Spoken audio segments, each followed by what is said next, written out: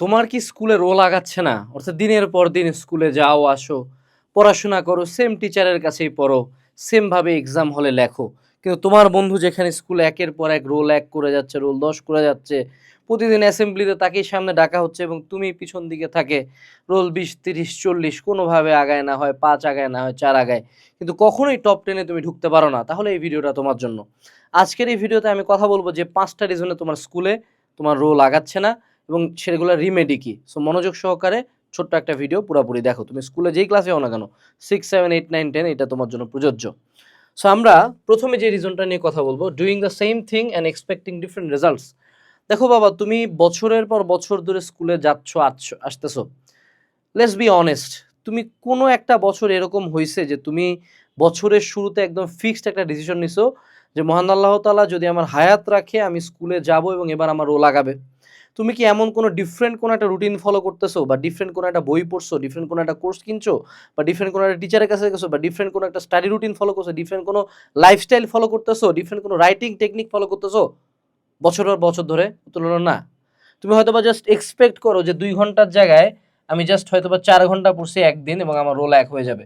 But তুমি কি জানো যে তোমার রোল ১ সে কিন্তু তোমার চেয়ে অনেক গুণ বেশি পড়ে এবং অনেক ডিফারেন্টলি অনেক কিছু করে।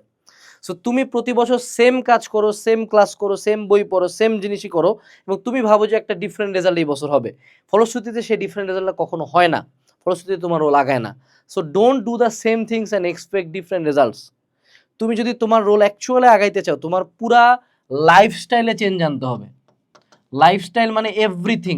মানে এটার মধ্যে যেমন স্টাডি আছে, এটার মধ্যে যেমন টিচার আছে, এটার মধ্যে যেমন বই আছে, এটার জন্য যেমন কোর্স আছে, এটার মধ্যে যেমন রাইটিং টেকনিক আছে, এভরিথিং সব কিছুর মধ্যে অল কম্বাইন্ড পরিবর্তন আনতে হবে।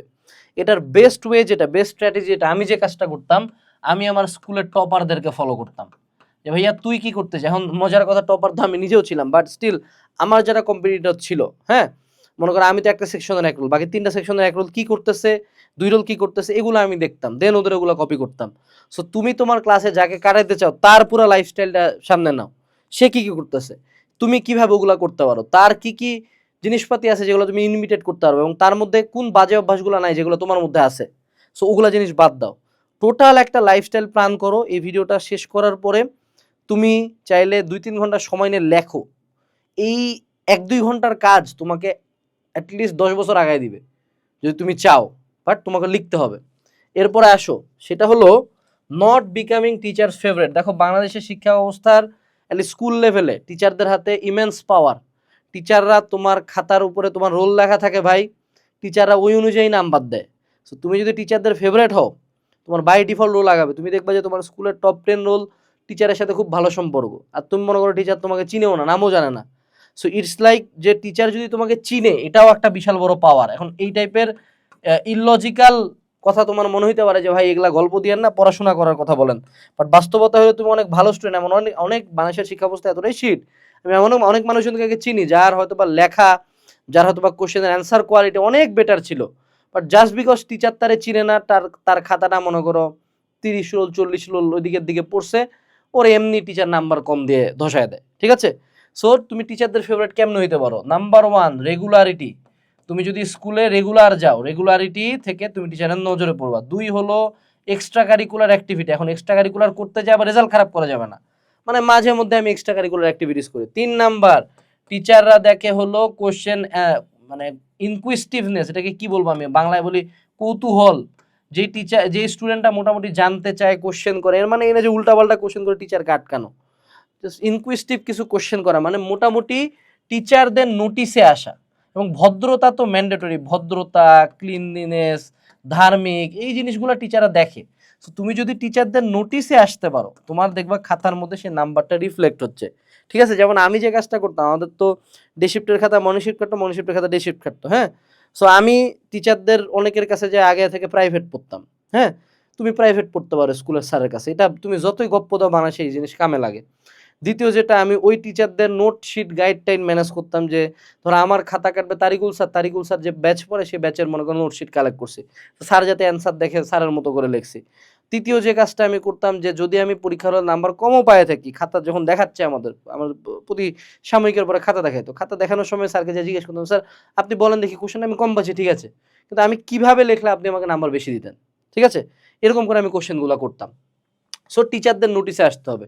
তৃতীয় যে পয়েন্টটা, এটা খুবই গুরুত্বপূর্ণ, যেটা তোমরা ভুলে যাও, not focusing on answer sheet. এই যে খাতার মধ্যে কোশ্চেনের অ্যান্সারগুলো বড় করে লেখা, চিত্র অ্যাড করা, লাল নীল কালি দিয়ে মার্ক করা, প্যারা করে লেখা, ছক করে লেখা, পয়েন্ট করে লেখা, যে কটা পয়েন্ট বললাম, এই পয়েন্টগুলো যদি তুমি একটু খাতার মধ্যে করো, অর্থাৎ খাতাটাকে যদি তুমি বাকিদের চেয়ে ডিফারেন্ট করতে পারো, দেখবা তুমি তোমার ক্লাসের একটা খাতা মোটামুটি টিচার এটা ধরতে পারে 1 থেকে 10 রোলের খাতা একরকম, 10 থেকে 30 রোলের খাতা আরেক রকম, 30 থেকে লাস্ট পর্যন্ত এদের খাতা একরকম, ঠিক আছে।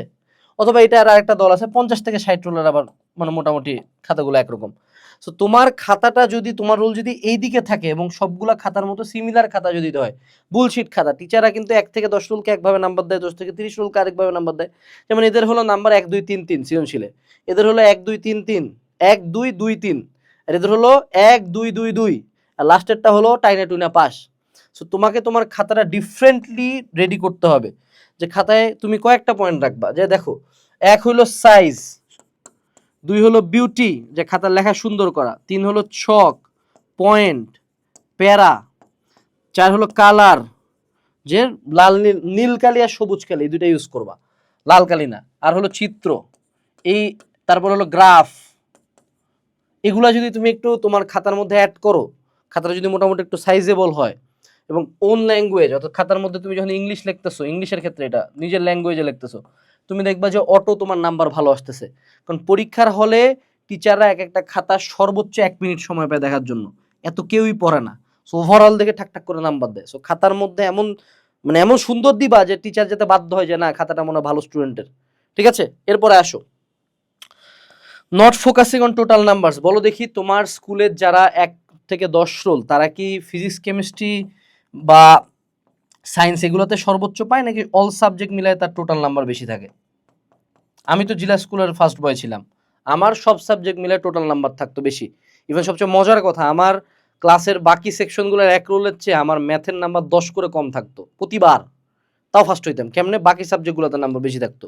এখন আস্ক ইউর সেলফ, তুমি কি সব সাবজেক্ট পড়তেছো, নাকি শুধুমাত্র ম্যাথ ফিজিক্স কেমিস্ট্রি সায়েন্সের গুলা পড়তেছো, নাকি শুধু বাংলা পড়তেছো আর ইংলিশ পড়তেছো, বিজিএস পড়তেছো, ইসলাম পড়তেছো, আইসিটি পড়তেছো, বাংলা ইংলিশে কি সেম এফোর্ট দিচ্ছ সায়েন্সের মতো?